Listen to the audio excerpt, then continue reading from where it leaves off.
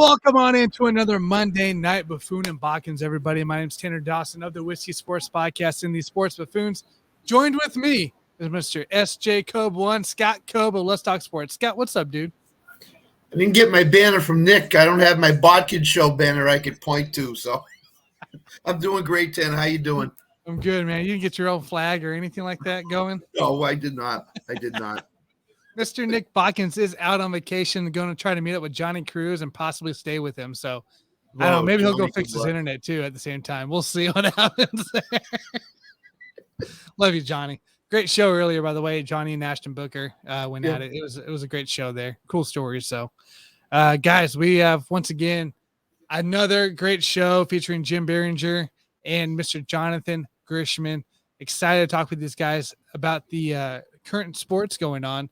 And I do got one little surprise question for Jim that I'm hoping he'll answer towards the end of his time there. So we'll see when we get there. But I'm excited to talk with these guys. There's a lot going on in each sport. So, Scott, you had a request to do a little announcement before we start. Yeah, shout out to Dan Harris. There's going to be a lot of changes in Let's Talk Sports. Everybody now is a general manager of Let's Talk Sports in one area or another. So shout out to Dan Harris. I mean, it took a lot of thought in terms of the general manager roles that everybody has, anywhere from Kansas sports to Florida sports to NBA to MLB to anything like that. So, and also he told me the other day he's gifted me a Tom Brady signed jersey. Insane. So that's insane. And everybody, I guess, yourself, Johnny, is getting something from Dan like that. So shout out to Dan. He's an amazing man, and he's doing Let's Talk Sports the right way. So it's insane how far his story has come, how hard he's fought in all this stuff, and still out here recruiting, talking with people, and just letting people in, letting people in to, hey, try it out, give it a shot. What's it gonna hurt, right? And it's just amazing what he's doing. So. Yeah, and I can assure you on my as everybody will say, Let's Talk Sports will be very well taken care of for years into the future. So that's very true. That's very true. There's lots of future plans. There's some big announcements coming up, possibly the end of the month here, that myself is working on that I think everybody would love as well. So we got lots of stuff coming. Don't worry, this Monday night show won't be touched. We still got Jim and Jonathan on Monday nights. Don't you guys worry, because this ain't going anywhere in this business. So, all right, let's bring them in. Let's talk about it. There's a lot going on in the Stanley Cup playoffs that is happening right now. Very a lot of shocking news happening too outside of the Stanley Cup playoffs. I want to start talking right away here, Jim. I don't want to talk about the playoffs just yet. Let's talk about the conclusion of the first round of the Devils Rangers. The Rangers decide to part way with Coach Gerald Gallant after first round playoff exit here coming into play. What in the world is this? You made the playoffs. You traded out for – these are the same guys that traded out for the Blackhawks guy, right? They made moves during the trade deadline. Yeah, they did. They did. I mean, look, not shocking. I mean, maybe surprising. But from all the reports and the indications I'm getting, they were looking at making this move in November, December after their slow start. Oh. So, I mean, again, is it all on the coach? No. Is it on the top players to get the job done? Absolutely. Mm-hmm. But in New York, like any team in New York, there's expectations, especially with this Rangers team. They went to an Eastern Conference final last year, lost in 6 games. They had the belief that they could get back there again. They have the goalie to do it. They have the players to do it. The problem is, to me, is I feel like Gallant's not finished. Like, you have 2 years and you decide this isn't your guy, and you're talking about like a year after you take him to the Eastern Conference final just because you didn't like his start, you want to make him. This tells me that, like, all right, first of all, why did you hire him? Mm-hmm. And 2, who do you think is going to be better to get this team over the top that has flaws? And you tried to make a splash. Look, this team last year at the trade deadline made smart, calculated decisions to add role players to fill needs. This year, they went for splashy players, guys that are past their prime, one guy who's hurt, who's been hurt and admitted he was hurt after the Rangers got eliminated. Again, he denied it all season. Oh, I don't have an injury, none of this. Well, clearly Patrick Kane wasn't the same player. Now, the coach has to put the lineup out there, has to have a system in place. They catered to Patrick Kane since game one. I was there against Ottawa. I saw it. They put him on the first power play unit. They moved a lot of guys around. The chemistry was affected. This Rangers team was good. The Tarasenko move I had no problem with because I thought he was fine. But they catered to Kane. When you had Trocheck on the first unit, you had a guy go and get pucks, keep things alive. I think you need little bit more time for the kids to develop. Again, that was their best line. They split them up way too much. But again, now these guys have to come into their own. Where are they going to go? The Rangers are up against the cap. Again, the in-game adjustments. He got out-coached. But again, your star players didn't show up for 2 games. You got shut out in 2 games. Yeah. There has to be onus on the players as well. So this is a coach too that was 99, 46, and 19 in 2 years. Yep. This feels like this feels like something of like the NBA caliber of head coaching, right? Where it doesn't matter. You can win a championship, but then next year you're probably going to be gone if you have a losing season. This is exactly how the feeling is. It's like, hey, you had a great year, but you didn't get the job done. So we're gonna go ahead and can you here. Talk about the Panthers-Leafs series, Jim, and what you've seen in terms of them being up 3-0 over Toronto. It's the same script I've been seeing the last 4 years in the first round by the Toronto Maple Leafs. The script was flipped. I thought it was flipped. In round one, their guys were competing. Those guys were working hard. They were winning puck battles, getting to the dirty areas, scoring. Now it's the last year's Leafs team in the playoffs. Nobody wants to make a play. Nobody wants to get hit. Marners, Matthews, Nylander, Tavares, no goals. Again, it's like with the Rangers. Like, Kreider led the way, but Zibanejad had 1 good game. Panarin, no-show. Kane, no-show. Tarasenko, couple goals. And just to close out on the Rangers real quick, like they're up against the cap. They're going to have some decisions to make in regards to their young players. Like, where do they go? Who do they re-sign? And, yeah, it kind of makes me wonder who they want to bring in. No Joe Quenneville, Darryl Sutter. I think the old way of thinking in the NHL, you're starting to see turnover to former players, as we saw in Florida where Andrew Burnett took over. But Paul Maurice is doing a good job. The Panthers are hungry. They learned lessons from last year, and how ironic would it be if they sweep the Leafs out of the playoffs after the Leafs get out of the first round, first time in 19 years. But Florida got swept last year against Tampa. But Florida is making life miserable for this Leafs team. They're going in, retrieving pucks. No lead is safe. But the Leafs are making mistakes. They made mistakes against Tampa, but it didn't cost them. These mistakes are going in the back of their net. Like, and Sergei Bobrovsky's on fire right now. And look, no fault of their own, but like, these guys have to figure out a way to score and come up with the goods. Like, that's what they're getting paid for. Leon Draisaitl and Edmonton's figuring it out. Connor McDavid's doing it. Top players show up in the playoffs. The Leafs, again, for some reason, they're top stars. This is going to be the storyline when they get eliminated, is the top players didn't show up again. I made the analogy. It's like, and this is for Nick because he's not here and he would have loved this analogy. Night 1 of WrestleMania was so good. Night 2 was crap. And it's back to the same old Leafs team. It's great you have Ryan O'Reilly. It's great you have Luke Shen. It's great you have Nola Char. It's great you brought all these guys in to be physical. It's great you have that luxury of depth scoring. But your star players have to score if you want to win series. Period. Look at Tampa. Look at Colorado. Look at the teams that won the Cups. Their star players still scored. Where's Toronto's star players? On milk cartons somewhere. On the golf course. Right, exactly. On the golf course, right? Yeah, by now. Does this season, like, even if Toronto gets swept, does it still classify as a winning season for Toronto? No, absolutely not. Yeah. They have Stanley Cup aspirations. Everything fell their way. They got out of the first round. Boston lost. They knocked off the Eastern Conference champs. Like, the pathway was there for them to go back to a Stanley Cup final and potentially win one. And if they lose in 4 games. Now, the series isn't over yet. We've seen teams come back, but they're going to have to score and going to have to win a greasy game to get to keep this series alive and head it back to Tampa. I headed back to Toronto. Look, Game 2, 2 goals, 46 seconds, changed this series. Toronto, stupid plays at the blue line.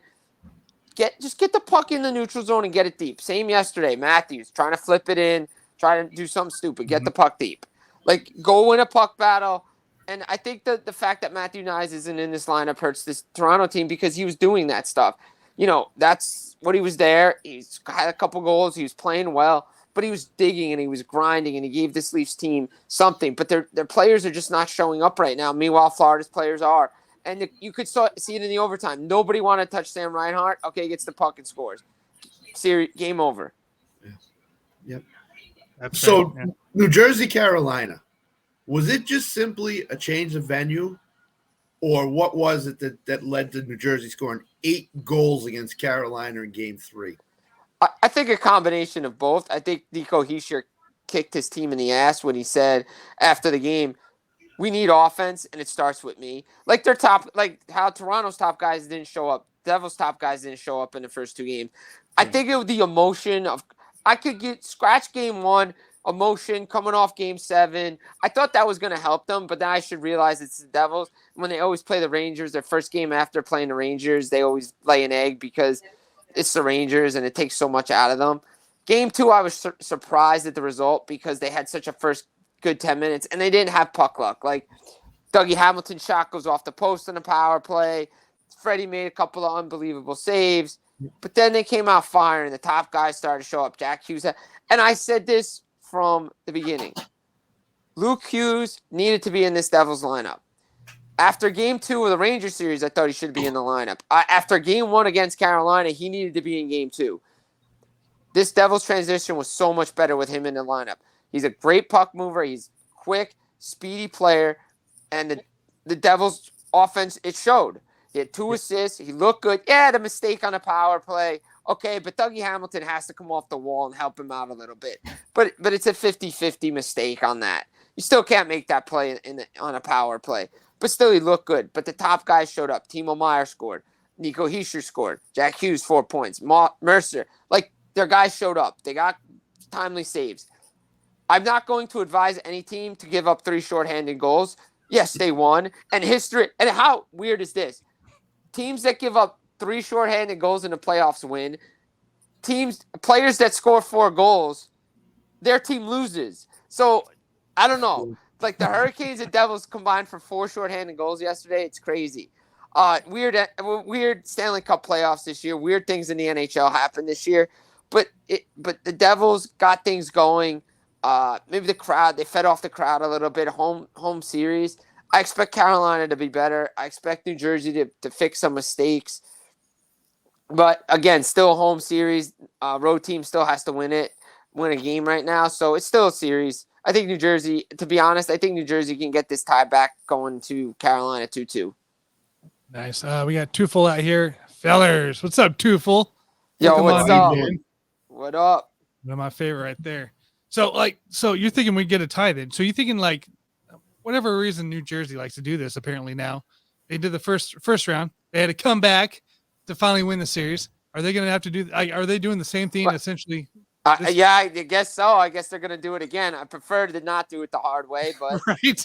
Hey, look, Carolina was a faster team at home, and they struggle in Carolina. I mean, this is the 5th series these teams have played in the playoffs, dating back to 2001. The Devils have 3 wins in Carolina, 2 of which came in 2001 when they went to back-to-back Stanley Cup final. That was the year they lost to Colorado, and the other win came in 2009. So, I mean, it's a tough building to play in for New Jersey, but they have to figure out a way to win there if they're going to want to win the series. So, you got to play a simple road game. I think Luke Hughes being in that lineup will help now. But they have to give up, not giving up shorthanded goals, score a couple power plays. They got 1, but I always say it's negated because you gave up 3 shorthanded goals. So, again, this could hopefully doesn't wreck a goalie's confidence. We saw that last year with Edmonton and Calgary with that high-scoring affair. Markstrom has not been the same goalie since he got lit up by Edmonton, even though Calgary won. So, again, we'll see what the Devils do. But, it's a fun series so far. Awesome. We'll move on to the next series here. Two Flyer says, I'm pissed my Avs just laid out against the Kraken. How about those Kraken taking just it to the Avs right now in this series here?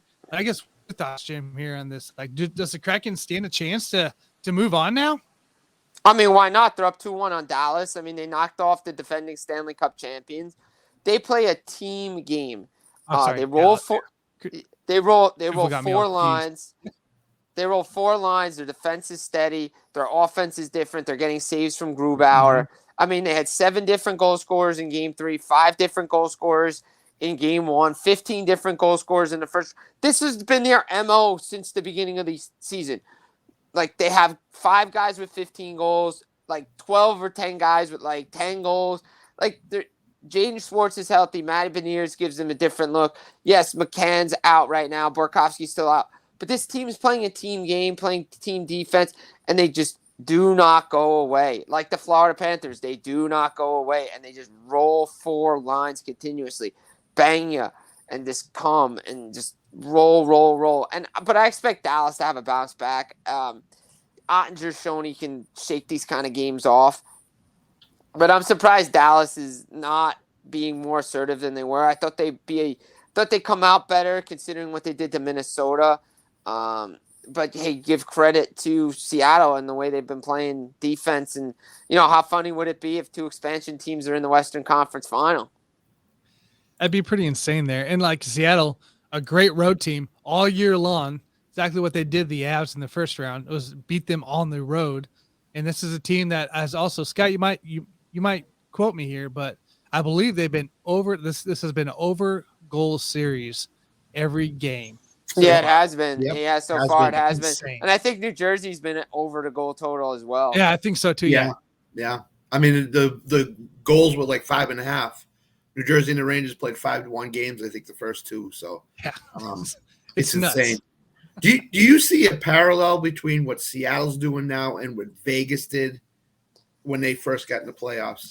It's definitely similar because no one gave them a chance. And I think we have to realize we can't underestimate these franchises anymore, these expansion teams, because the rules are different.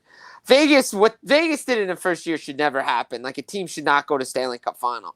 But but the Golden Misfits, as they were labeled, they were the us against world mentality, played a team game, but they steamrolled everybody. Yeah, like, Seattle's not steamrolling anybody. Yeah, they're winning big games, but Vegas was winning series in 5 games, sweeping. Like, they were dominating, and then they met up with Washington. And, hey, we know it was the summer of Ovi. So, and that was a great summer because, man, those clips are great. But look, good for these expansion teams, but then the success happens, and then that's why, like, when Vegas didn't make the playoffs or lost in the first round, it's like, we're not supposed to lose here. Well, yeah, but you're not supposed to be in a Stanley Cup final in your first year of existence either. Like, all these teams before you had to go through growing pains. You're not going through the growing pains. You're going through some growing pains along the way. So there's going to be some growing. Last year was a growing pain for Seattle. Mm-hmm. Now, the West is very tough to get through. Can they do it again? Vegas has shown you can sustain it. Yeah. Again, it's going to be tough because that division is tough. And who knows if Seattle even gets back to the playoffs next year. Right. Agreed. Yeah. So the final matchup here of the Stanley Cup playoffs that I have not been paying any attention to in this one is the Vegas-Edmonton matchup here. Tied 1-1, currently playing tonight. It is 2-1 Vegas at 16 in the second here. So they're just starting the second here. Going to play. So what is this matchup? What's the key? Is this going all the way? Like, what are we seeing here? I mean, this probably has 7 games written all over it. But Vegas got to stay out of the penalty box. I mean, the Edmonton Oilers power play is the best in the National Hockey League. Regular season and now postseason, I believe they're 16 for 24 on a power play. Like, lock it in when they have a power play, it's a goal. Like, and Draisaitl, 13 goals in the playoffs, leads the points, leads goals. McDavid is ridiculous. But, Vegas is giving them, everything and more. The problem is it's like with Toronto, we talk about star players. Well, what we've been saying about Edmonton for years, goaltending and defense. Edmonton scores the first goal, in Game 3 like they did in Game 1, they gave it right back. Like that, you can't do that. Like their defense is not good, and you have a $9 million player in Darnell Nurse who is constantly on the ice in bad positions, and goals are scored against. Again, tonight, as we record, Marchessault's second goal late in the first period, out of position, guy in the slot, and they score. I mean, he did it in LA. I mean, they were paying for his potential, but his potential is not even $9 million. Unfortunately, he's not that good. In my opinion, he makes too many mistakes to get paid that much, and he's always out of position. And that's what's going to cost the Oilers a chance to play for a Stanley Cup is their goaltending and their defense. Their power play and their offense is great. We know that. But you have to stop the puck. And Vegas is, right there with them. Jack Eichel's having a great series. Mark Stone, Marchessault, all those guys. It's a fun series to watch. What do you got, Scott? So go back to Florida for a minute. Do you believe in the East Carolina, New Jersey winner is probably going to get to the Stanley Cup Finals, or do you think Florida can throw a monkey wrench into that? Why not Florida? I mean, look, Bobrovsky's locked in. I mean, he's playing like he's the $10 million man. I mean, Florida's got the will and the skill. Now, if they sweep, maybe time off hurts them because they have so much momentum right now, and we've seen that in the past. But New Jersey has a chance to get there. Why not? Why doesn't Carolina? To me, overall, I think could match with Florida. Florida's going to do what Carolina is doing to New Jersey, especially. And I saw that in the regular season against New Jersey with Florida. They like to manhandle them a little bit, play a little bit more physical, shut down that speed game. But it'd still be a fun series. Right. If New Jersey gets there, but Florida has a chance to get to the Stanley Cup final like they did in 1996. Do they win it? I'm not sure. It depends on who they play. But again, if they sweep and the Devils go longer, is the time off going to hurt them? Mm-hmm. Right. And we've seen that. It usually does. Gotcha. So the Nick Barkins take would be Florida, Seattle in the Stanley Cup Finals. Would the NHL love that or not? That would be. I mean, not to say it wouldn't be a good Stanley Cup. And by the way, Seattle hasn't been in the Stanley Cup Finals since I believe 1919 or 1920. Well, it was the old Metropolitans when the Metropolitans won the Stanley Cup in 1917. By the way, the only expansion team ever to unveil a Stanley Cup banner on their opening night of existence. They unveiled the Metropolitans Stanley Cup banner from 1917. Cool. That was kind of cool. Yeah. That was cool. Yeah. So, I mean, look, hey, an expansion franchise, that means the first time Stanley Cup winner if it's Seattle and Florida. Yeah. Mm-hmm. I mean, it'd be kind of cool, to be honest, because the Stanley Cup final will be back in Seattle. Right. I mean, I think it would be cool, but again, we got to get there first. Listen, I'm a big fan of Seattle. I wouldn't mind seeing them make the Stanley Cup final. What they're doing is amazing. So, yeah, I think it would be pretty cool. So, all right. We got a couple comments here from Tufel. He says the Avs won their first year, though it was a moved team situation. Screw the Oilers for the record. Also, remember Florida got their asses swept in the finals by the Avs. So Tufel is just a little bit of an Avalanche fan. Just a little bit, but also don't forget the Quebec Nordiques moved to Colorado. It was, it wasn't an expansion team; it was a relocation. So, and Carolina, and by the way, that Nordiques team that moved to Colorado was pretty good, and probably should have won a Stanley Cup as a Nordiques team. But they just didn't have the goaltending. When they got Patrick Waugh, everything kind of fell into place for Colorado. So it'll be interesting to see what happens.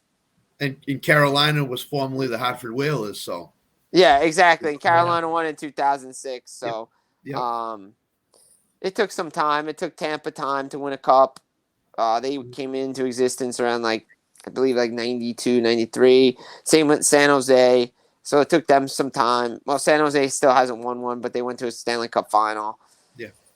So, it takes teams time.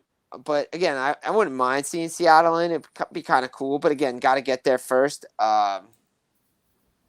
Long ways to go. Well, yeah, Florida did get their butts handed to them, but if I do recall, the last 2 games in Florida were a lot closer than the first 2 games in Colorado. Yeah, it was. Especially Game 4 that went to triple overtime. Yui Krupp, game winner.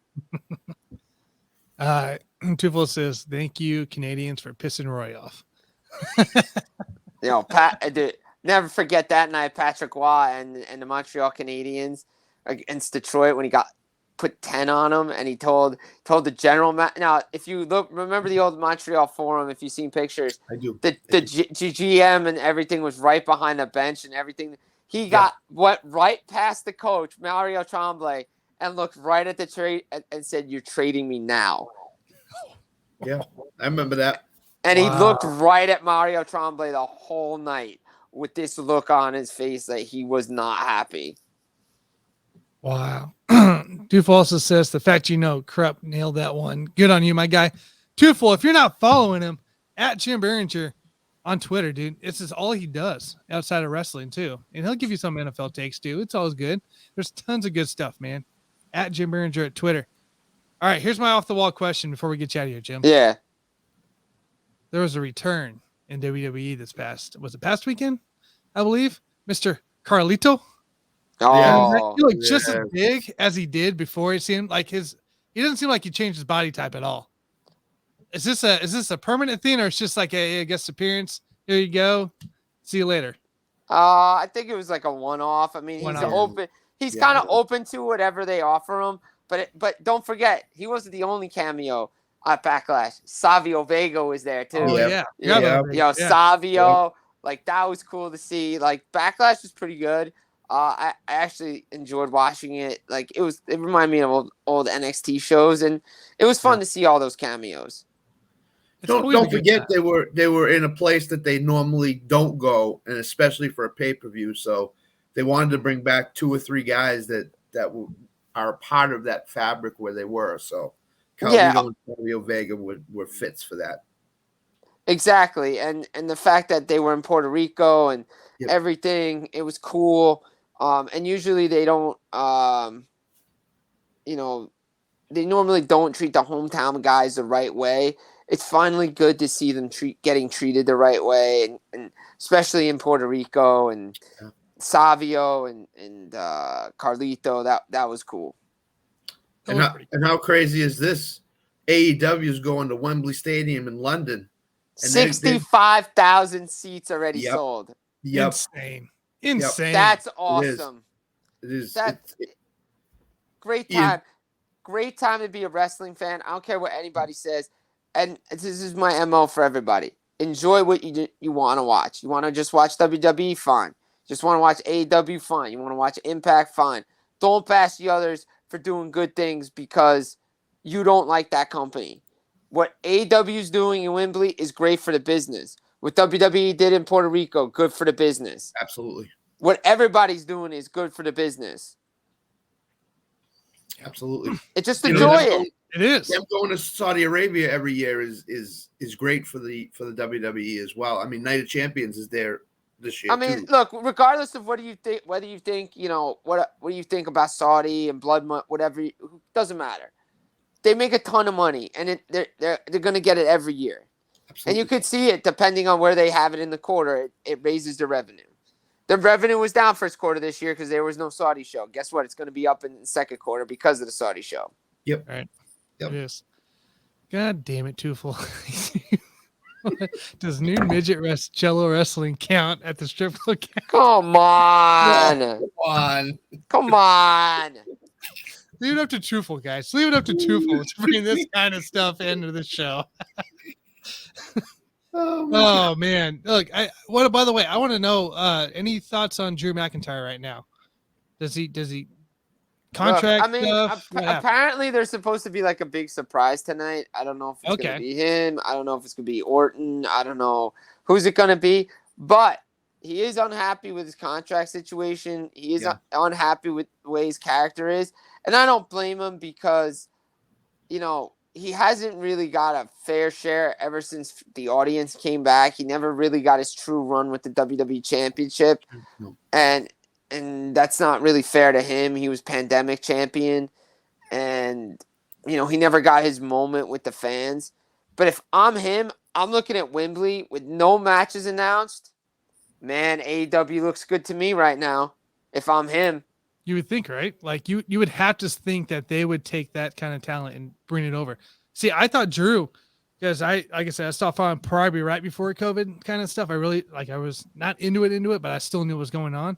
I always felt like Drew was like that Braun Strowman type that would always always be in the, in and out of the competition for the heavyweight, year in, year out kind of thing. Like always a rotation with Lesnar, Strowman, what's his face? Superman Punch. Brock. Oh yeah. Yeah. Roman. Yeah. Roman. Yeah. And like, I always thought like he'd be one of the main guys that's in that, like some kind of like 4 or 5 man rotation. They always like to do year in, year out through the next couple of years. And you just never saw him. Granted, there was injuries at time, but he just never got his for sure chance in it. So it was very disappointing. And what the WWE did tonight, knocking Cody Rhodes out of the tournament, is something too. Well, that's because they have plans next year for Cody Roman too at WrestleMania 40. Yep. Man, that's insane. But here's the thing: this title is meaningless. Yeah, it ruins Roman's reign right now. No pun intended, because of what he's doing. Yep. But it's artificial. It's an artificial streak because he's not on television all the time. Exactly. The draft is meaningless. The brand split's meaningless. So it really doesn't matter. It's just a participation trophy. Yeah. Just to have a champion on TV. When all you had to do was make Cody champion at WrestleMania, and everything would have been fine. Yep. No doubt. No, we don't do that. No, we don't. No, we want to have Roman pass Hogan and have rematches at WrestleMania 40. Like this was going to be The Rock. And it's like, if you do what's best for business when your company is at the hottest mark, that would have been the smart thing to do. Yeah. I agree. But for some reason, Triple H likes the long burn storyline. No, but it's not. But it's like, but we're just going to follow what we're going to do anyway. Yeah, but why? You don't have to. What if the Austin era never happened? Exactly. Like you're going to keep the belt on Shawn Michaels? That would have been stupid. Oh, Austin had to win. Absolutely. Cody needed to win because you could have had matches. Yeah. Yes, you could have. There should have been more with it, but we don't. We don't do that way. No, not at all. Oh, man. All right, Jim, we'll get you out of here, man. Appreciate you coming on, talking Stanley Cup playoffs with us, WWE, AEW. Always enjoy your stuff, man. Go follow him at Jim Behringer on Twitter, guys. You'll catch everything that's breaking. He's got you. Absolutely. Check me out there. Guys, always a pleasure to be on the show, closing a busy Monday out with you guys. That's right, man. Appreciate you, Jim. Have a great Monday. Have a great week, dude. You too as well. Keep up the good work, fellas. Thanks, man. See you later. Bye-bye now. Bye. That was Jim Behringer at Jim Behringer, everybody. Go follow him. Always a great time. Scott, man, I want to ask you one question before we move on here. And we talked about a little bit on In the Hoop here. I want to get your thoughts here on this Nuggets Suns deal going on. Joker last night. The Suns owner got up, decided to stand up for whatever reason, hold the ball, stand up, and Joker just kind of shoved him lightly to the side. Nothing big. My buddy Mike thinks it's a full run our test situation going on to play here, and I don't understand that yet. But no, I don't. Okay, whatever, dude. But like, what's your thoughts here? Suspension? Are we thinking a fine? Are we thinking anything's going to happen with Joker? I don't think anything's going to happen with him. I think if you looked at it, he was trying to get the ball. That's all he was trying to do. And that's all he was trying to do. You had the guy to the left of the owner stand up, already up in his face. Yeah. The owner decided to stand up for whatever God's reason. And it's like, you're touching the guy. Like, what are you doing? Is he the most unstoppable player in the NBA right now? Far. Nobody else is unstoppable right now. No. At all. Like, the guy throws up these ridiculous numbers. Even Kevin Durant in the press conference was like, he's stupid. Like, it's just stupid. It's just stupid trying to guard him, pace with him. Like, is it maybe Joker's fault that Ayton is on the bench, or is it Ayton's fault? Well, it's a little of both, I think. I mean, it doesn't matter who you put on Joker. They're not going to stop him.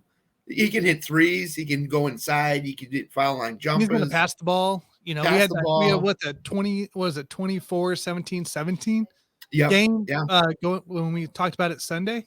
Yep. How stupid is that? And people start giving Devin Booker some credit here. Oh yeah, he is really he's a top 10 player in the NBA, I think, right now. He's one of the best shooters that the NBA has right now. Yeah, I'll give you top 6. I'll give you top 6 right now. I think he's that high up, and he's showing too that he's a bigger weapon. He's the weapon that KD should be right now. Is why they traded for him. Yeah. They traded for him for KD to be like this, and they're getting Devin Booker to be like exactly what he was the last few years, even more now. Yeah, and it's just a compliment. And I heard a stat on NBA radio this morning from the starting lineup: 9 playoff games for Devin Booker, 7 30+ playoff games, 7 out of 9. Insane.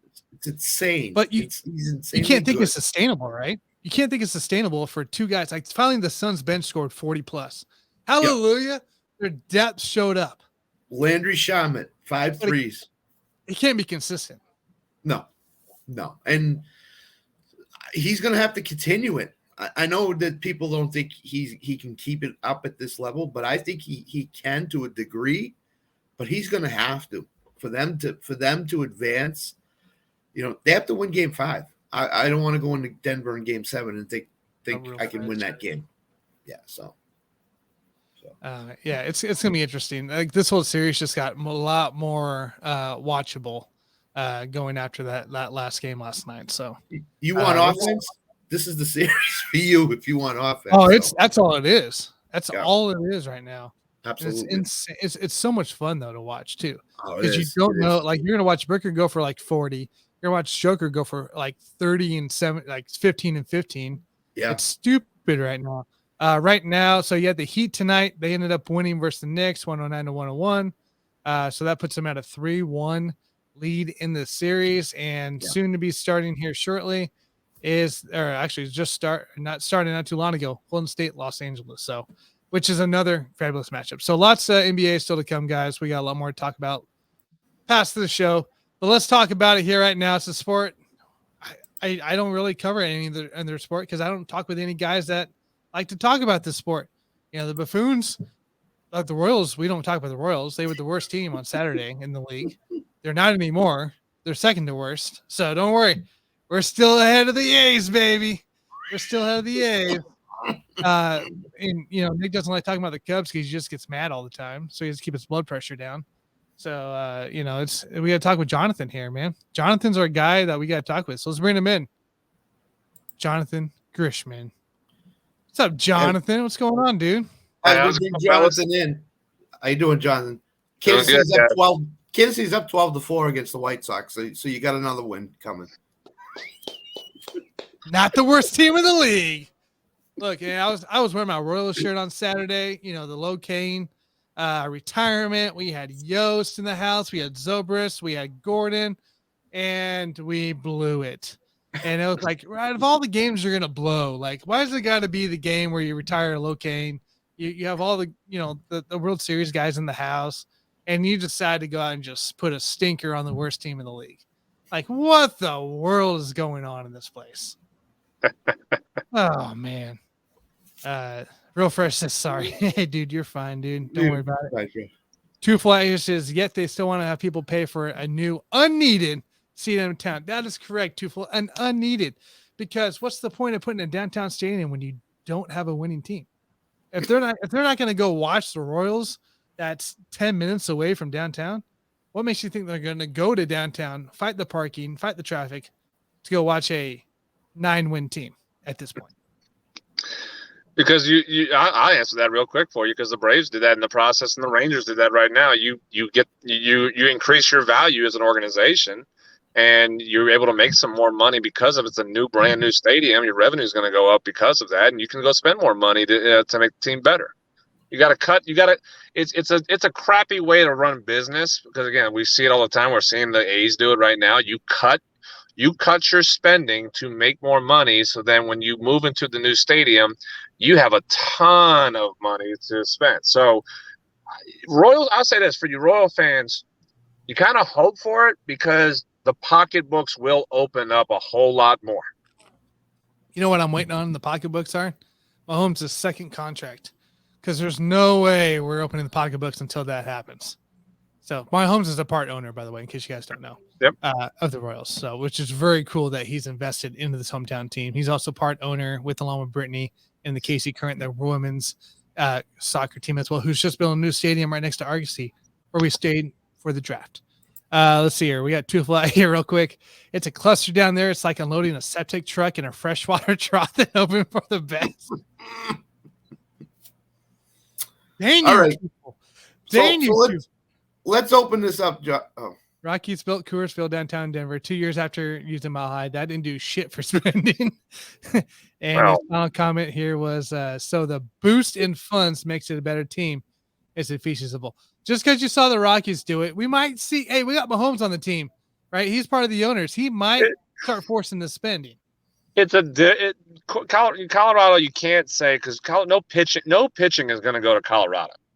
You know, that's why Rangers were never able to get pitching going to Texas, going to Arlington, because of the heat and how the ball just launched out of there. Once they got the roof in, oh, hey, you got Jacob deGrom, which I get. Jacob deGrom is a, you know, he's a broken pitcher basically that can give you 15 good starts. But, you know, when they built that roof and they kind of controlled the environment, it was a lot easier and a lot better to get players to come there. Colorado, they'll never get pitching in Colorado just because it's a launching pad. So Colorado's the outlier in that side of it. That is just, it just will never work to spend, like, to get the players they need to be competitive in that division. But I mean, you see it all the time. Braves, they moved into the new stadium. Boom, they spend more money. They're now a top 5 or a top 7 payroll.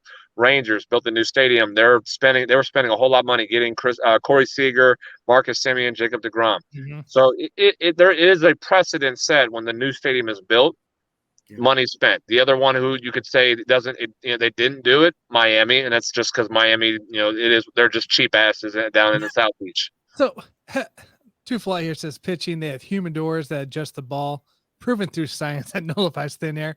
Have you ever met like a top quality pitcher that believes in freaking science? So I guarantee you all those guys are crazy that are really good at pitching, and they're not going to listen to anything science. Unless it's spin rate, and then they're all bad scientists. Then they're all, or if you're Scherzer and you're a chemist, with sweat and rosin too. So I mean, yes. And the other thing is they went to Mexico City for 2 games where Rob Manfred wants to have a baseball team. And the first game was 16-11. It was San Francisco Giants were one of those teams. They can't score 11 runs in a game to save their lives. Yeah. But they did it in Mexico City, so. Yeah, those guys did okay. Real Holiday, Goose Gossage. Yeah, they did okay. Not everybody will, though. Jonathan, before we get going, because I know Scott's really eager to ask you a lot of MLB questions here. How was the weekend, dude? Man, weekend was good until the damn weather started acting up down here in Texas. We got rained out. 2 of my teams got rained out on Sunday. My baseball team was the number 2 seed after going 1-1 and lost to the number 1 team in the tournament on a walk-off ground ball that we just misplayed. But growth, my goodness, that team, they battled and had opportunity. We won the first game 9-5, and then came back and had a lead in the last inning, and we just couldn't hold it. That's the next part we're trying to teach them, is how to finish and how to finish ball games when you have that opportunity. But they're on the cusp of that. They were the 2 seed of that tournament, which when they got rained out, they were awarded the 2nd place of the tournament. So my very first, in the baseball side of the program, my very first top 2 finish in Alpha history. So I'm very happy and proud about that. Awesome. For that group. Our girls, our 14U girls, they went undefeated in bracket. They went 1-1 in pool, was kind of in the middle of the pack up there, and then they just turned it on and went undefeated in bracket on Saturday. Got to the top 4. It got in the top 4 of the tournament, and lo and behold, it rains, and we don't get to play in that one as well. So it was disappointing because I had 2 of my teams on my 14 baseball and softball that were hot, and they were ready to go and try to win some games on Sunday. So very disappointed on that. 10U had a great start. They were top 4 in their tournament in pool play. They were in some of these tournaments, they have like 24 teams, 25 teams. and they break them up in 3 different brackets. They have diamond bracket, gold bracket, and then the bottom part of the tournament, it's silver bracket. And they were 2-0, and they were in the diamond bracket, the toughest part of the tournament. This is the 3rd time this group, and this is my 10U younger girls. They're still kind of learning, and it's the 3rd time in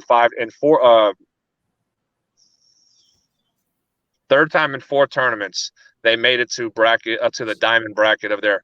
Not finishing it right now. They've kind of been struggling at least to get to that point of beating those teams in there. But what makes me happy is they're getting there. I'd rather lose in diamond bracket than go win in gold or silver bracket. So they're on that cusp of breaking that door down and being able to win some games and go compete for championships at that level too.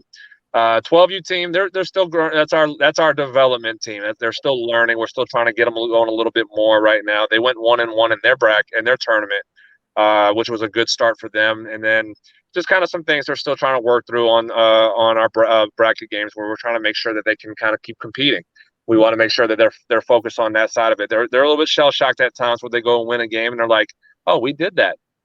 Yes, expect that you can do it. So we're pushing them, and they're learning, and they're getting to the right direction. But overall, it was a great weekend. I just hated the fact that Texas weather did what they did to us and had to rain us out for Sunday. We couldn't finish out 2 of the tournaments that of the teams that played. So, but very happy and very proud of what they've done so far. What this weekend was like.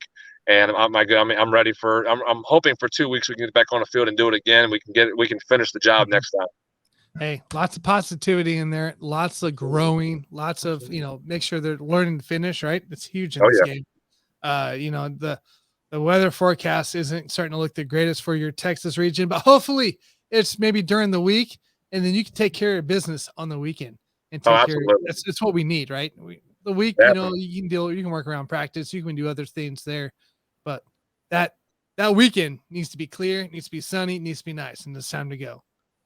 So I did try to throw my hat in your coaching opportunity there, but I got denied on the move to Texas. So we are trying to expand. We're trying to expand the baseball side and get a couple more teams for the fall season. That's the next venture we're doing right now. That sounds right up my alley, but I got denied on the Texas move. So maybe next time, man, I'll try again. We'll get some. I'll expand out to the Missouri, Kansas area. I'll be more than happy to do that. Hey, you got my number, dude. Definitely. You know where I'm at. I'm just waiting to get back into the game. I was ready to dust off what I used to write practices on, dude. I was getting ready to get that out, and then I got denied. So, but hey, you just give me the yell, dude. You give me the yell when you're ready.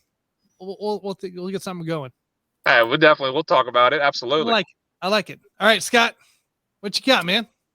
So the early season darling, the Pittsburgh Pirates, have come back down to earth here a little bit. Yes. Is it a matter of who they're playing, or is it a matter of them just coming back down to where we all thought they could possibly be? You cut off a little bit. I think. Can you repeat that, Scott? The Pirates. Yeah. Are they a victim of who they played, or are they a victim of who we thought they were and just came back down to earth? I think a combination of both. of it. They're young still. We know there's young. We knew that at some point there was a moment we know that it's going to come back and be like, hey, they're scratching the surface of being that team, but it's a matter of the maturity and growing of being able to be a contender. That takes time. That we saw that with Seattle last year when they made the moves they did, and they're like, hey, we're going to buy in and go. And there was a moment where they struggled a little bit during the second half of that season as well. So I think it's a combination of both. They play tough teams, and you had a tough schedule. They've shown they can beat tough teams too. So I don't. I mean, they played Tampa, I believe, this past last week, and Tampa's good. We're not sugarcoating that. They're the best team in baseball. So I'm not going to sit here and cast doubt because they couldn't beat Tampa. Tampa's just that they are who they are. So it is a product of who they played, but at the same time I think they also played the Blue Jays too. Blue Jays another good team. Are they so the question more is, are they ready to make that jump and be a contender? Yep. It's still too early to say yes and no. was an opportunity because that was an opportunity to do it. If you knock off, if you win a series against Toronto, if you win a series against Tampa, my goodness, we're putting the stamp on Pittsburgh right then and there. But I don't think we cast the doubt that they're not a contender just because they couldn't beat those two teams. Now, if they continue a slide over the next week, now it's like, okay, yeah, this is kind of what we were expecting. It was just a matter of time they fall off the cliff, and we're starting to see it right now. Yeah. Okay, I got a question for you. Okay, there's a big move, and I disagree with it because I think they're trying to find a scapegoat right now. The St. Louis Cardinals decide to blame Wilson Contreras for their woes. Like legit, that's what they're doing right now. They decided to take him out of the lineup. They're benching him, essentially is what they are. A veteran guy. Yes, sure, you haven't like quite clicked on this team at all, but he's not your reason why you're losing. What's your thoughts on this move here? What are we seeing next? Because we talked about this, early April, like right around the season started. And we talked about this about, I think, 2 weeks in, Jonathan. And I mean, we were thinking about second week of May here that there's going to be a manager change, possibly a third week. We may not get out of May. What's your thoughts here with this situation? Yeah, I think we are starting to see cracks in the St. Louis Cardinals foundation that we've never seen in the last 20, 30, almost 30 years. I guess you can go that far back. I guess really the peak era of St. Louis Cardinals was over the last 20, 25 years. And we're seeing cracks in that foundation that has been the established, pedigree of St. Louis Cardinals baseball. When have we ever seen dysfunction in Cardinals than we have seen in the first month and a week and a half, first month and a week of a season like we have so far? That you paid so much money for the replacement of a Hall of Fame catcher who is a top 2 catcher in baseball, and you can't figure out how to make this work. Does that fall on Contreras? Yes, it does. Does it fall on the pitchers? Yes, it does. Does it fall on the coaches? Yes, it does. Somebody there's going to be more. I think we're starting to see a little bit more of even bigger changes that's going on, because this has just been outrageous to watch, and it's so uncharacteristic for Cardinals for the St. Louis Cardinals to even see how you have these reports coming out, these leaks. When have you ever heard of leaks like this coming out of the Cardinals organization? In the last 20 years, this is just astonishing. What has transpired? I feel like the last time we ever remember anything like this, I feel like it was sometime right after Albert Pujols left the first time. I feel like there was some kind of, I can't remember exactly what it was, but I remember like this Cardinals organization, like at least a year of just nothing. Like it was just awful. It's just a bunch of bad news going on. And then they kind of came back to life a little bit after that. But I feel like the Albert Pujols situation was the last time I remember any kind of drama. Yeah, to an extent of that, but because the difference is you still had the leadership of Molina, you had the leadership of Chris Carpenter, you had the leadership of Adam Wainwright, and the coaching and front office were all on the same page. We haven't seen this club be on the same page with anybody, players, coaches, manager, front office, like at all this year. That's what's just mind-boggling to see this. And they're, as you said, they're looking for a scapegoat. And now you're gonna. Mm-hmm. It's the guy you paid. What was it? $90 million. Yeah. Am I wrong? Or you paid top dollar. You paid top dollar for Wilson Contreras to come on board, and you're throwing him under the bus. And now you have to save face and be, and as the general manager in the front office, they're like, oh no, that report's not true. We're not moving him to the outfield. You better not move him to the outfield because you paid him to replace Yadi. That was what you paid. You brought him to replace Yadi Molina. You didn't bring him in to replace Tommy Edman or Harrison Bader in the outfield, or I threw Edman's name out there probably incorrectly, but you didn't replace. If you're going to trade Tyler O'Neill, you're not putting Contreras out there to replace O'Neill. You brought him to replace the Hall of Fame catcher, or the future Hall of Fame catcher. Something has to work. You have to make it happen. Otherwise, not just Marmel's going to lose his job. There's others that are going to lose their job, because this is just absolutely horrendous on how things have transpired, and it's just spiraling out of control. You sent Dylan Carlson down and replaced him with Wilson Contreras. Unbelievable. It really is unbelievable what's going on there. By the way, 5-year, $87.5 million deal. is what it was. Yeah. 5-year, $87.5 million deal. And he even stated that, hey, we got off to the wrong start, bad start. Like, sure, whatever. It happens. Like when you transfer teams, sometimes it takes a little bit to build chemistry past spring training. But you can't go out here and blame a guy that's been a veteran presence out there that went, did the World Series with the Cubs. Like you can't do this. This is not the reason why the St. Louis team is horrendous right now. There's more to it than what we're seeing. Right. And absolutely. Yeah, it's just it's a matter of does somebody lose their job to find out exactly what's going on? I think we're heading in that direction. Again, we talked about when. I think it's the question. It's when. It's not if. It's when. The more we get into May, I don't think it's going to happen this month. I think they're going to try to give somebody an opportunity to at least establish the reasoning. But by summer, by June, maybe before the All-Star break, where you get some time between the second half to where you can make that decision. I think we get to that point. But the more we get into May, I don't think it's going to happen now. But it's going to happen at some point, though. Yeah. Another disappointing team, the Cleveland Guardians. They lost to the Tigers tonight, 6-2.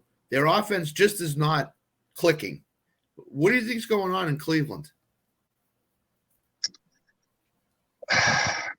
It's kind of I think we're kind of seeing just the flaws of the team. Like they were a good offensive team, but they were still like you had Ramirez, who was one of the better. That's the puzzling about Cleveland is Ramirez has still not been.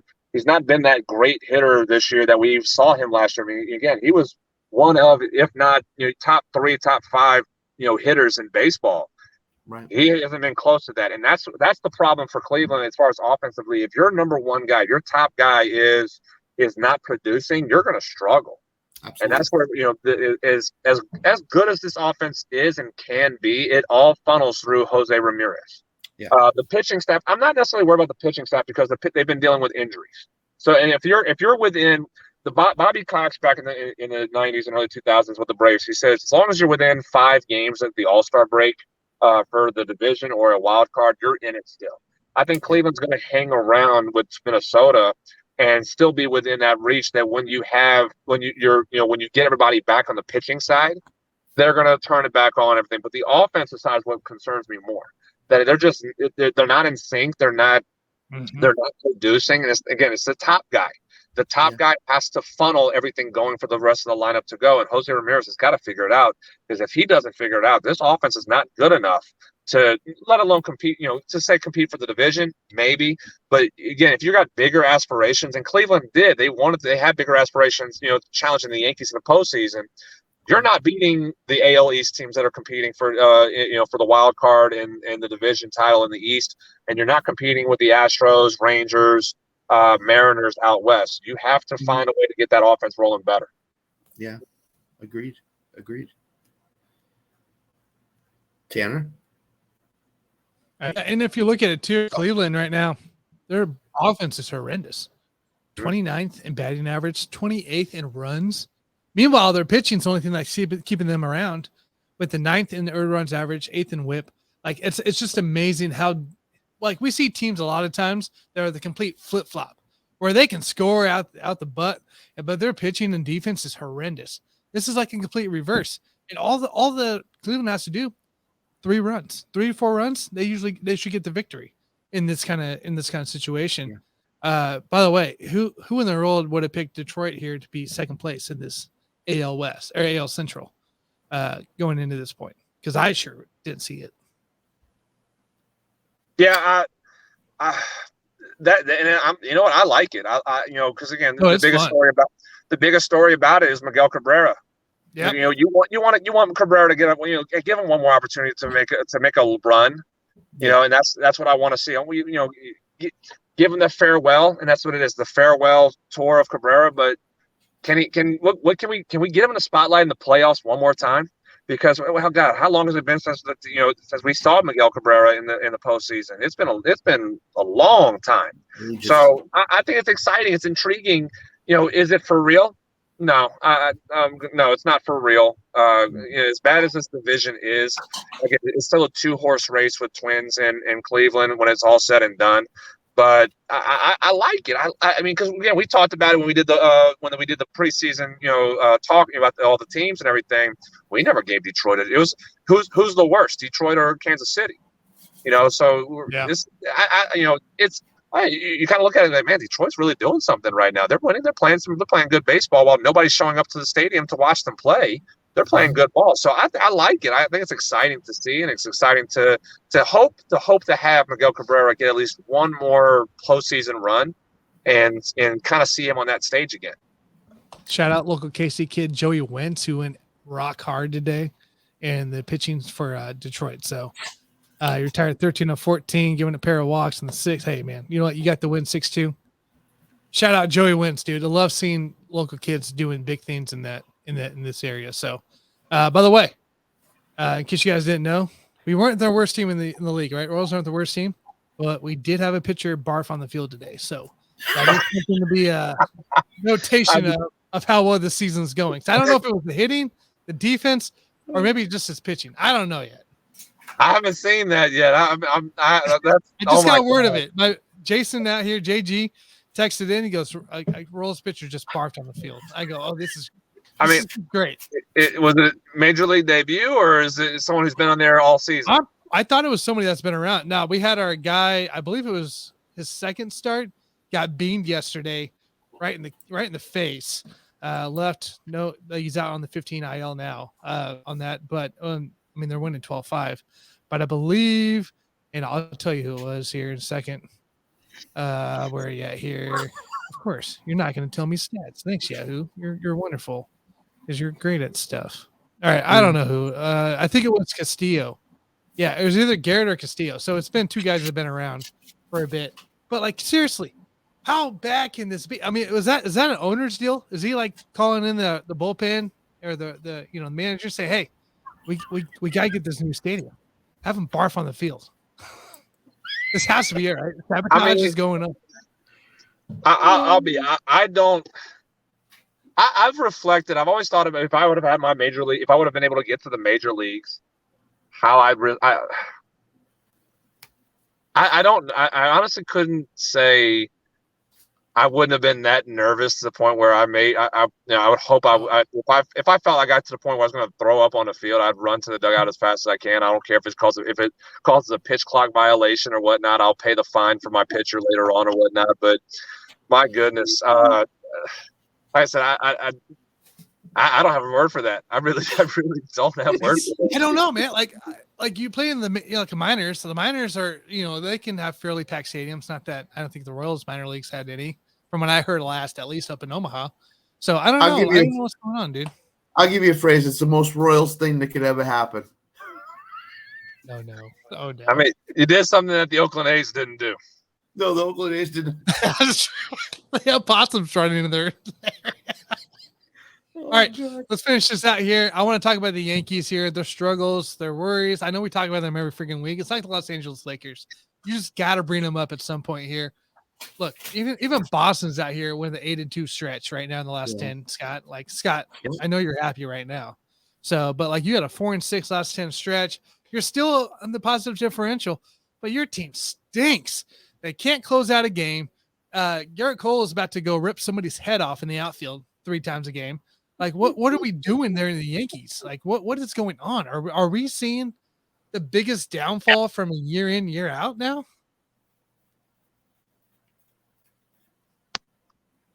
Is that for me or for Scott? No, it's for you. Either. I don't care who answers. Well, this is what I'll tell you before Jonathan goes. The injuries are really playing havoc with them right now. They have no lineup at all. Their pitching staff is Garrett Cole. Nestor Cortez pitched a good game tonight, but the last 3 or 4 starts, he's not been Nestor Cortez. So the injuries are really causing havoc with that team. So, yeah, we say that all the time that it's a flawed team. It's not a shock to us what they are right now. They're not a contender. I mean, we know Cole is a great pitcher. We know he is the top 5 type of pitcher.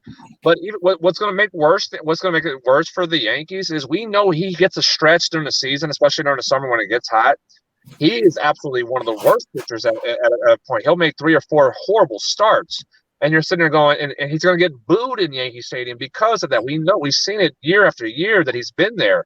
That if and when that happens, what answer do you have if you're the Yankees? You're hoping Cortez has a game like this tonight again, which again, yeah, he pitched well, but who is the number 2 of this staff? I mean, Rodon's out. Like, they don't know when Rodon's coming back because they said the back injury is really been bad. So he's paid to be the number 2. Is Cortez the number 2? Who do you have that can make this rotation, decent? Because that's what you need. To even get yourself in the conversation in this division with the East, you have to have a good pitching staff, especially with a team that can score. I mean, I know they're still beating up on the lineup too, and they have a lot of holes in the lineup, but they can still score runs. They put 7 runs up on the board, so they have that opportunity to do it, but you can't score 7 every night, and you can't expect your pitching staff to keep to give up 7-8 runs and still win those games too. So there's a lot of issues beyond the injuries. I know a lot of Yankee fans who have been saying, well, once we get healthy, we'll see what this team looks like. I don't see it. Again, we are seeing the Blue Jays. We're seeing the Blue Jays kind of, fulfill the hype that we've heard for 2 years. We, from them that's a good team. They're kind of figuring it out a little bit more as we go. Tampa is just the hot team that when we just talked about they're the best team in baseball. They handled the Orioles again, tonight. A team that's pushing themselves into contendership as well. Yeah. Where do the Yankees fit to make that run with the players they have and with the holes they have on top of the injuries they have? I don't know, and that's going to be where I said to you guys before on the show, where at what point does the conversation of Boone and Cashman start having their job on the hot seat? This might be the year. If they're gonna miss the playoffs, they're gonna miss the postseason. If they're a 3 team in the division, they miss it because other teams got better. I think they're fine. But if they're last place in this division, my goodness, the Bronx is they're gonna riot in the Bronx, and they're gonna want heads on a platter, and that's Aaron Boone and that's Brian Cashman. And the thing everybody says is beginning of the year, it's the Yankees, they'll figure it out. Well, eventually you're not going to be able to figure it out. And this, as you said, this may be the year that they just can't figure it out. And I think at the same time, it's like, I honestly kind of feel they were banking on Aaron Judge having another 60 home run season. Yeah, they were. They were banking on him being able to do that again, repeating history on that. It hasn't happened. We've seen Sosa came close to, he had the 66 home runs in the chase with McGuire, and then came back and was like, I think he didn't hit 60 again. I don't think. I think he was upper. I think it was like 58 or 59, which that's a rare occurrence that you see. Yeah. In today's game, I don't think that's possible. I think what we saw from Judge was just the outlier of his career. He's a 40 home run guy who just had a historical season in 2022.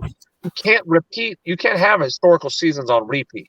That's just not fathomable to think. But people in Bronx, Yankee fans, they're like, yeah, he's the best hitter. He's going to put up 50, 60 home runs again.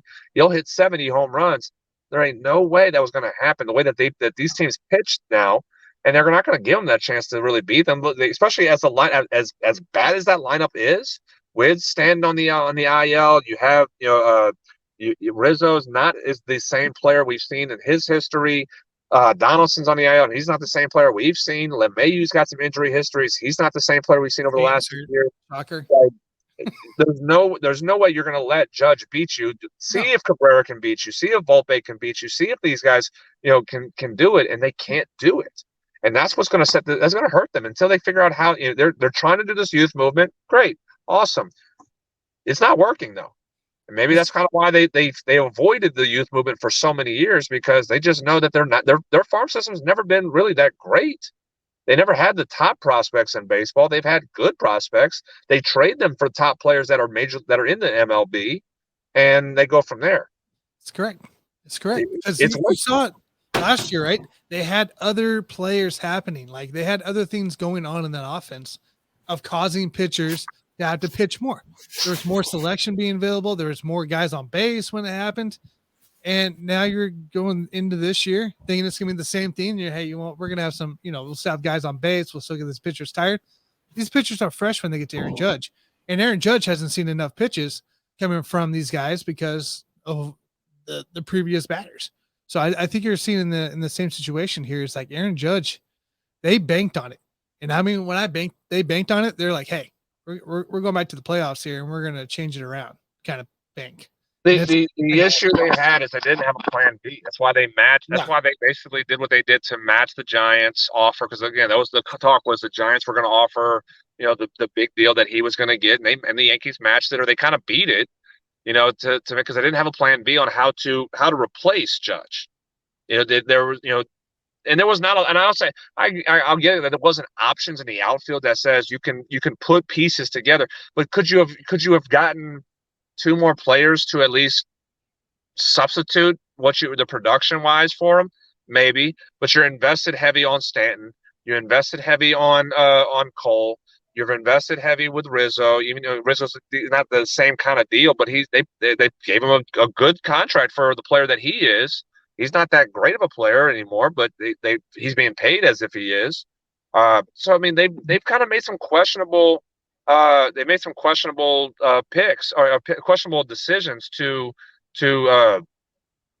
fill out this roster with the holes they've had, and that's I don't see how you fix it anytime soon right now. No, I don't either, and it's a unfortunate thing here too. And all right, so a guy, for instance, right, Jonathan, you've had a back injury before, and you're kind of still dealing with it, recovering from it still. Like how hard is it to go from a season like Judge had right last year, where you had the team on your back, but you were also performing in such a different way, hitting 60 home runs, and that takes a toll, right? That takes a toll on your body, especially being that big as he is, because he's a freaking big guy. It's it's a little harder to move those muscles, and it affects you a little bit more. What do you think his body's like right now? Because obviously he's out from the IL for a 10-day yet. And we still haven't seen him come back here. I still haven't heard any announcements of him coming back. Like, what's the toll in the body like for a player in this kind of, spectate right now? Well, if we remember too, he and Stanton have both had oblique injuries for at times in their career. Which I mean, it's not necessarily the back, but it's a connector to the back and core that you have. And you're trying to strengthen and be able to rotate as big as a body. Again, we've never seen a guy as big as Judge. I mean, again, Stanton's a big guy himself. Yes. I mean, there's never been a position player that we've seen that's an outfielder that's 6'8", 250, or 240, 250 that plays like Judge has. And the body's going to break down. Now, fortunately, he stayed healthy enough last year to do what he did and carry, as you said, carry the Yankees to the postseason and make a run that they did. But it takes that toll. And again, they're putting him in center field, which is it's unthinkable that a 6'8", 240 is playing center field. Yeah, that's a small forward, power forward in the NBA that you're seeing out there. That's running around and is a speed position player. It's essentially LeBron James. He is baseball's version of LeBron James as far as the size that he is, playing a position that is versatile of a position that he can play. He can play all three outfield spots. They put him at first base at one point in spring training. So, I mean, like we're seeing something about Judge that we never have seen from a guy that size playing a speed position in center field. That in itself, if you're talking about toll on your body, that is a toll on your body, and especially if you're a normal sized guy. That's why the Braves don't put Ronald Acuna in center field really anymore, because they know how bad that's going to be on his body. We saw the center fielders back in the day who their legs get torn up because of it. You're talking about Aaron Judge with a back problem, who's got back problems in the past, who's had oblique injuries too on top of it, as big as he is. I would be concerned if I'm a New York Yankee front office after committing to as many years as you did to get him, because you had no choice.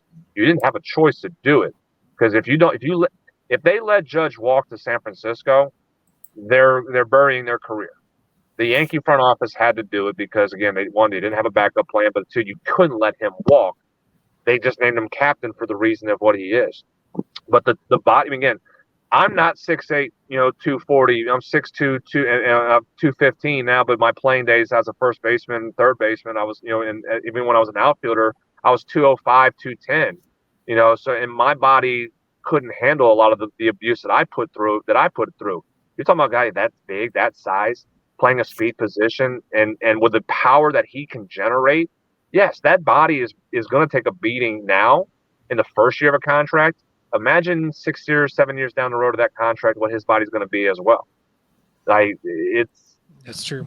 It's going to be kind of a panic mode if you're thinking like you've invested, 10 plus years, 11 plus, 12 years, 13 years. I think it was 13 years contract he signed to stay with the Yankees with the injury history he already had. That's a problem. And I would be concerned if I'm the front office of the Yankees, knowing that you committed that many years to a guy who is going to break down because that's just the history he's already had. You see Stan, he's kind of that way right now. Stan can't stay healthy, and he's a big guy too. He doesn't play the outfield position anymore because he can't do it. Stanton's never stayed healthy either. Like he had 2 good years, and then he's never stayed healthy since he signed that big monster deal. But he had the injury history in Miami as well. Like he was. Yeah, that's what I'm saying. They signed the deal, and it was injury time from there on. He had great years in Miami, but he was still injured. Mm-hmm. Yeah, and another guy you could put in that category, Byron Buxton. Look what he's doing now. He's DHing most of the time now, so because he gets hurt. So, it's just amazing to me, like just with the way things are with Judge. Like it's a guy, there's capability. Like you said, LeBron James, right?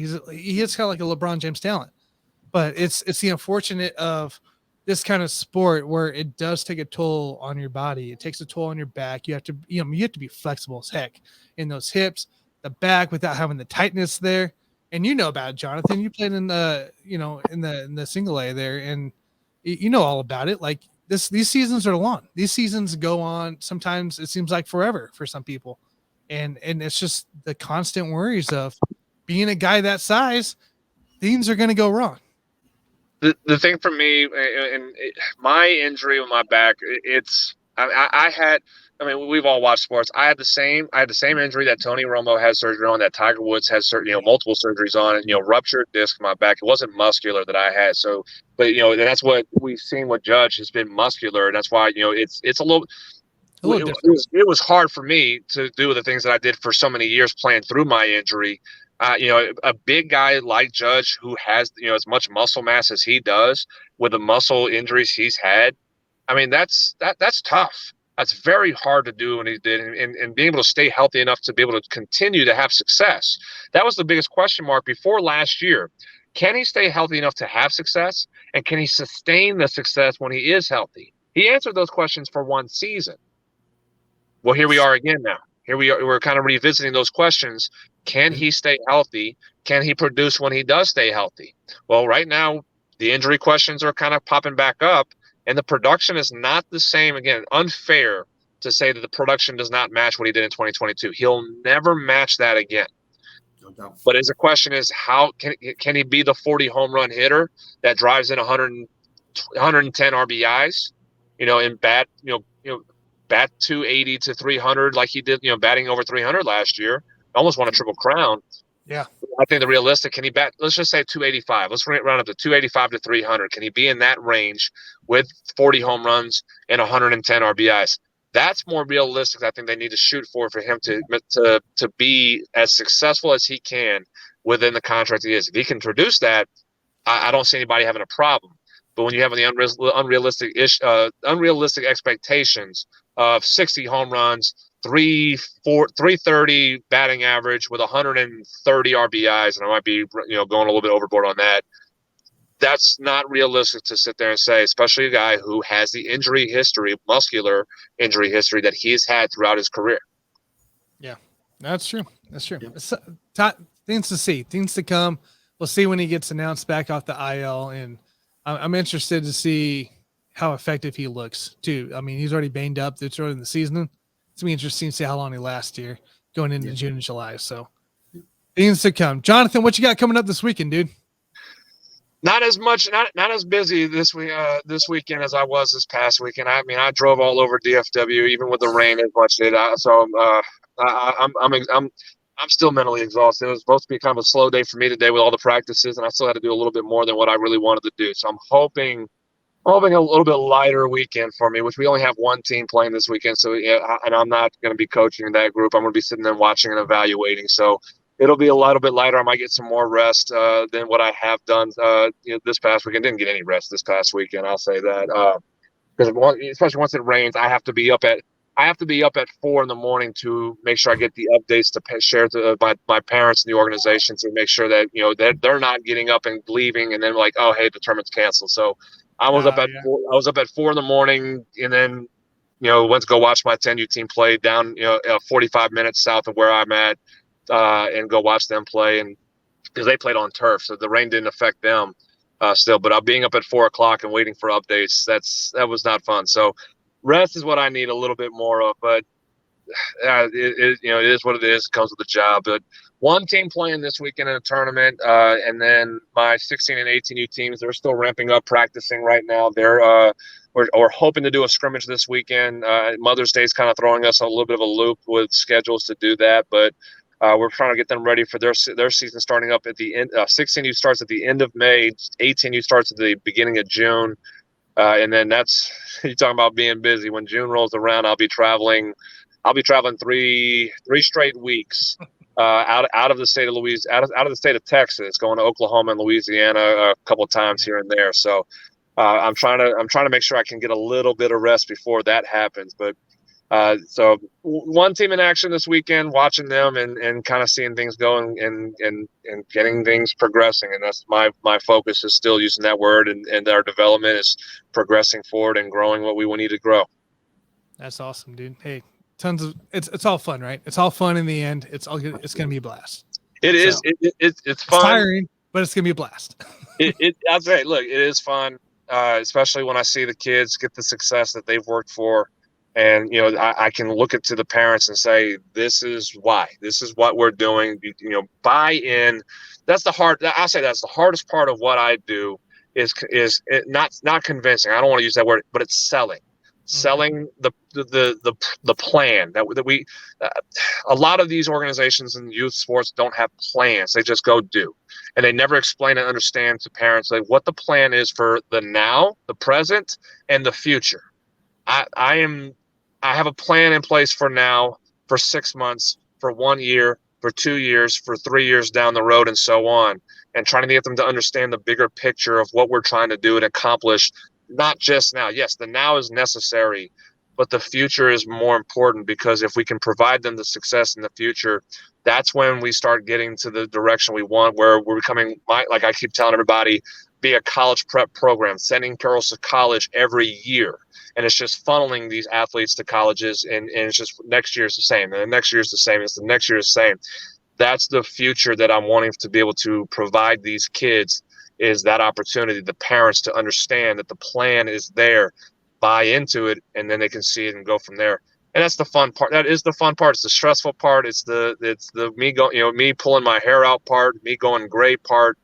But it's what I signed up to do this for, and that's my why for it. And we're getting there. We're getting there for it. Like I said, W's are fun, but growing is better. Growing is absolutely better. W's are fun. Growing is better. Absolutely. Oh, yes. So awesome. Jonathan, oh, by the way, real quick, Alan did comment in. I did not click on anything yet. He says, when it finally clicks, your team is garbage. The throw up. We were talking about the Royals there. Appreciate you. He is announcing that there is going to be a guest on the baseball show tomorrow. Kind of curious to see on that one. I know. Should we be worried? Should we be worried, Alan? That's what I want to know. That's interesting. That's Rodon, just that there's going to be a guest. The guest. That's an intriguing tease. I'm intrigued by that. Curious, excited for 3 o'clock tomorrow. Then. Yeah, right? Absolutely. Rodon can miss this entire year. That's very true, Alan. And Logan Gilbert has a perfect game going through 5 against Texas right now. And Alan's watching that intently. He is. They're in the mid-6 right now, and there's still a perfect game going to the bottom of the six here. Can't say that word, though. You can't say those 2 words. That's what he did. Alan, come on. What he did. He just jinxed it. I didn't have to jinx it because he jinxed it already. So My goodness. Alan one day will learn. Probably not. But I learned. The superstitious ball player in me is cringing because those two words don't ever say anything like that. Just let it be. Just let it go. You got to learn, Alan, to never say anything in the comments about a perfect game, about a no-hitter. We don't say those words. Guess what? You just let it go. Unless you're rooting against the team that's doing it, then you leave it alone. You let it settle. You leave it alone. You push it. You just kind of distance yourself as much as possible and enjoy the ride when it occurs. Yep. I'm right there with you. I had one guy tell me one time, it was like the fourth inning. He goes, dude, you had no hitter. I go, I hate you right now. And sure enough, that first at bat, boom, single to right. I'll say this real quick. I had one of my going as far as on the softball side. One of my girls last year, she was in the midst of a no hitter, and she comes up to me. She kind of realized it, and she goes, "Hey, I've got a no hitter going, don't I?" I'm like, "Shh, shh, shh."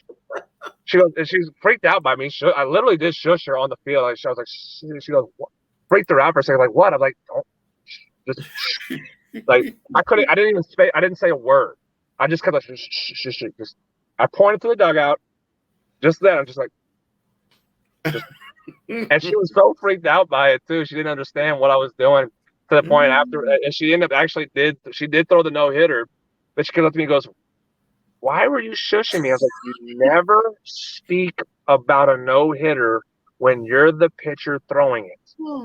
Never do it." And again, it's a baseball thing. Girls on the softball side, they don't see it that way. They will all talk about it. I'm just like, oh my god. You're just dreading it. You're like in a corner, cuddled up, like, why?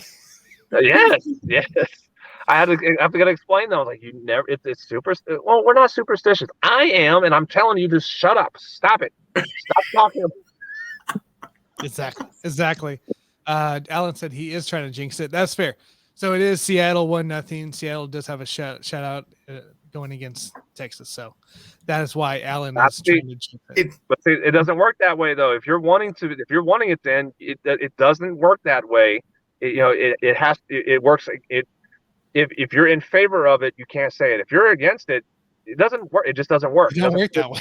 No. So, I mean, he might be encouraging the no hitter now by trying to speak it out so much. Hey, guess what? We got 3 more innings until we message Alan. So he did say the guest tomorrow is Mitch Kofsky of Hardcore Sports over there. Great guy, Philadelphia guy. Yep. Great Phillies fan as well. So this will actually be a really good show tomorrow on the baseball show at 3 p.m. Central. Yes. Yeah. 4 p.m. Eastern. 4 p.m. Eastern. So, right here in Let's Talk Sports, guys. Jonathan and Scott will be on along with Dan Kiribia. No, Dan's in the witness protection program in Norway. He's still in the witness protection program? He's been in for like 3 weeks. Well, he's avoiding me after the Braves beating the Mets, and then the Mets getting swept by Detroit. You know, he's hiding right now. Didn't they lose a Seattle series just now too? I'm pretty sure. I don't know on that one. I don't know. No, I don't think they played Seattle yet. I just know I know they lost the series to us, and then they got swept by Detroit after that as well. So it was not, and then Verlander getting rocked in his season debut and his Mets debut by Detroit didn't help it. Didn't help even more for the Mets fans as well. So I think they're all hiding under rocks or hiding in the subway right now in Queens. I think they're in shelter right now after that one, especially. By the way, this would load real quick. I just want to know. They just got done with a series where they just lost over there. So May, it was the Colorado Rockies. They just lost the series too, 2-1. So Colorado won 2-1 against the Mets. Yeah, I'm wow. All right. I'm smiling big. My Braves are winning and the Mets are losing. It's a beautiful part of the season right now. Jonathan, something to watch for now. They got Cincy for 3 games, Washington for 4 games, Tampa for 3 games, Cleveland for 3 games before their next day off after today. So they got an interesting potential kind of craziness going into this thing here. Alan says, Jonathan, champagne at ready with the Braves having the only winning record in the NL East. It's great. He's not going to pop the champagne. He's not going to do anything with the champagne. The champagne's stashed far away until that final week when they clinch. If I know Jonathan well enough, he'll say it's only 40-something games into the season. There's still plenty of time left for things to go. I'm smiling happy, but I know, again, we saw the Braves, last 2 years struggle out the gate and find a way to win. Yep. We're a little bit different right now doing it this way. We're kind of Braves fans are a little bit in shock right now. We don't really understand what's happening. We're so used to being 10 games under 500 by the All-Star break, and they're like, oh, wait a minute, we got to play good ball now. Okay, cool, we'll do it. We're this is the best. I think I saw that this is the best start the Braves had since 2000. Yep. So this is a little bit brand new for us Braves fans, and we don't really understand what's happening right now. But we're not complaining. No. But we're not celebrating a world championship right now. We're gonna wait till October, and when that final out in the NLCS does happen, I'll pop my 10 bottles of champagne and have some fun like I did 2 years ago. That's right. Yeah, I'll wait for it. All right, everybody. Jonathan Gershman, appreciate you hopping on. Love talking to you every Monday. We'll catch you next Monday, dude. Sounds good, guys. See you, dude. See y'all. Yep. And Alan ruined it. Base hit. Thank God. There goes the no-hitter. Alan got his wish. Oh, man. I tell you what. Things happen. Alan. My man, I appreciate you joining me. Anytime. Filling in for Mr. Botkins out here. It was a blast. It was wonderful to have you on. Great talking. Big shoes to fill. Great talking MLB, talking NBA with you. The few things we don't talk about right now is the NFL, because it's kind of the dead point in the season, really. Like we're not late enough to talk about fantasy football or the start of the season, and it's just not like we're past the draft. So there's other great stuff going on in the sports world. Absolutely. NBA and NHL playoffs are coming to a climax here, and they're getting really good. So that's right. Hey, Scott, what do you got going on this week? Where can we find you? You got the baseball show tomorrow with Jonathan, Mitch, and Alan. We got a Wednesday morning newsletter with Alan and myself. And then Thursday, the Scott Cove show with, I think, Chuck Foreman's my guest Thursday night. So that'll be really interesting. Nice. And then Friday, got an off day. And then in the Hoop Saturday with you and hopefully the returning JG. So Mr. JG. Sounds like he'll be back this time. So Okay. Not too concerned about him being back here. Guys, you can find me Wednesday night. Actually, I think I'm going to be Wednesday, I guess, early afternoon, early evening, I guess it was, late afternoon, on the Ash show over there on Let's Talk Sports. I'll be on with Ash, so that'll be a fun time there. Catch me Wednesday night with the Buffoons. We will be starting at 8 p.m. Central, 9 p.m. Eastern, right here on Let's Talk Sports in the Sports Buffoon channel. And then in the Hoop on Saturday or Sunday, still be to be determined there with JG, Scott, myself. And I think you should expect probably a show from me some point this week as well on my Whiskey Sports podcast. Still up in the air what I want to do. I took a little last week. I kind of took a break. This week I will put out something. I don't know what yet. We're going to put out something, though. It's going to be a blast. So everybody make sure you hit like, subscribe, follow. As Botkins would say, be a friend, tell a friend. We will catch you next Monday night, guys. Everybody have a fabulous week. Catch you guys later.